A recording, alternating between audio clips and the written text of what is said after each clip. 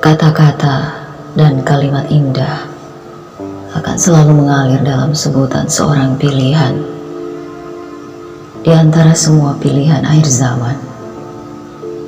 Keindahan-keindahan itu akan selalu lekat dalam indahnya sang pilihan, karena dia dititahkan dalam keindahan dan untuk keindahan, dan dia adalah Ratu Tunjung Putih, Semune Pundak Kesungsang. Dia adalah yang melawan sambil tersenyum, dan dia juga seorang perayu yang meminta dengan nista. Tapi itu semua adalah jalan takdirnya, karena semua yang dia lakukan adalah perintah kerahasiaan. Sang pilihan itu adalah orang yang sangat sulit dimengerti dan dipahami, karena dia sering melakukan sesuatu hal yang tidak sama dengan yang diharapkan orang. Namun, apakah kita tahu dan menyadari bahwa mungkin orang yang kita benci dan dianggap buruk itu adalah ternyata seorang pilihan?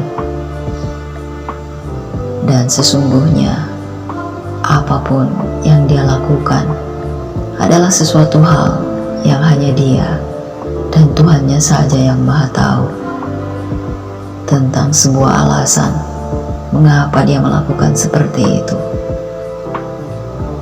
Dia adalah Ratu Amisan, Ratu Adil yang akan berjaya di akhir zaman. Ketahuilah, dia akan meminta sesuatu darimu yang tak kamu suka, hingga suatu saat nanti kamu akan mengerti mengapa itu dia minta darimu, karena dia yang tahu akan diri setiap orang, sampai kisah yang sudah tidak terbaca. Berhati-hatilah, karena yang benar bagi dirimu belum tentu benar bagi Tuhanmu. Yang salah dan buruk bagimu belum tentu juga salah dan buruk bagi Tuhanmu. Dia adalah seorang pertapa dan pengembara, dan dia akan selalu tidak sama dengan yang kamu harapkan, karena memang dia adalah seorang pilihan. Maka Tuhan jadikan dia selalu berbeda dengan yang lainnya. Ingatlah baik-baik kata dan kalimatku, agar bila kamu bertemu dengannya, maka kamu akan mengerti dan mengetahui bahwa dia akan selalu berbeda. Ingatlah bahwa dia adalah Ratu Tunjung Putih, Semune Pundak Kesungsang. Dia adalah Ratu Hero Cokro yang berparas seperti Batara Kresna dan berwatak seperti Prabu Baladewa.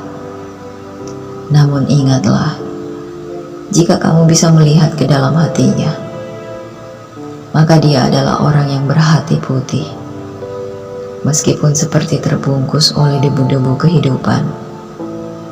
Semua yang aku katakan padamu ini adalah sesuatu yang aku telah menulisnya dalam bait-bait syairku, Kitab Jongko Joyoboyo. Dia akan datang padamu dan datang kepada siapa saja melalui hal yang tidak disukai, sehingga nanti semua orang yang ditemui akan menyesali mengapa tidak memberi. Lalu seperti ditiup angin wajahku hingga mata mulai terbuka, baru kemudian aku tersadar bahwa di tanganku masih memegang buku Jangka Jayabaya, sebuah buku yang sangat masyhur akan bait-bait syairnya tentang Ratu Adil. Dan satu kalimat yang kuingat bahwa dia akan datang kepadaku dengan cara yang tak kusuka. Mungkin itulah takdir hidupnya yang sudah ditulis oleh Yang Maha Kuasa. Kata-kata dan kalimat indah akan selalu mengalir dalam sebutan seorang pilihan di antara semua pilihan akhir zaman. Keindahan-keindahan itu akan selalu lekat dalam indahnya sang pilihan, karena dia dititahkan dalam keindahan dan untuk keindahan, dan dia adalah Ratu Tunjung Putih, Semune Pundak Kesungsang. Dia adalah yang melawan sambil tersenyum, dan dia juga seorang perayu yang meminta dengan nista. Tapi itu semua adalah jalan takdirnya, karena semua yang dia lakukan adalah perintah kerahasiaan. Sang pilihan itu adalah orang yang sangat sulit dimengerti dan dipahami, karena dia sering melakukan sesuatu hal yang tidak sama dengan yang diharapkan orang. Namun, apakah kita tahu dan menyadari bahwa mungkin orang yang kita benci dan dianggap buruk itu adalah ternyata seorang pilihan? Dan sesungguhnya, apapun yang dia lakukan adalah sesuatu hal yang hanya dia dan Tuhannya saja yang Maha Tahu tentang sebuah alasan mengapa dia melakukan seperti itu. Dia adalah Ratu Amisan, Ratu Adil yang akan berjaya di akhir zaman. Ketahuilah, dia akan meminta sesuatu darimu yang tak kamu suka, hingga suatu saat nanti kamu akan mengerti mengapa itu dia minta darimu, karena dia yang tahu akan diri setiap orang, sampai kisah yang sudah tidak terbaca. Berhati-hatilah, karena yang benar bagi dirimu belum tentu benar bagi Tuhanmu.